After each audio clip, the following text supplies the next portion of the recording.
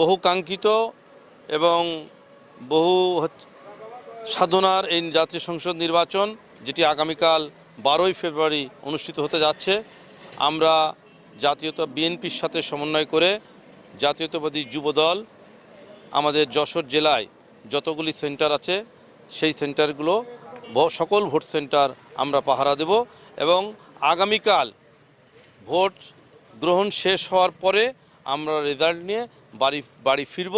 সেই কারণে জাতীয়তাবাদী যুবদলের সকল নেতৃবৃন্দ, সকল পর্যায়ের নেতাকর্মীরা পাহারা দিচ্ছে।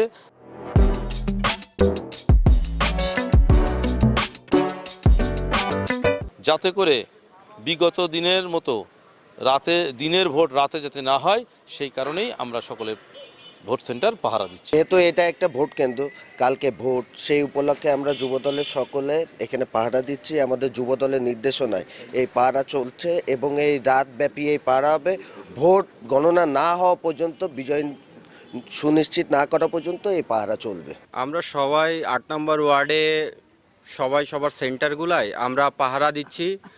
প্রত্যেকটা ইউনিটের থেকে, সংগঠনের থেকে আমরা সবাই উপস্থিত আছে, যাতে এখানে কোনো অপ্রীতিকর ও বিশৃঙ্খলা সৃষ্টি না হয় এই কারণে।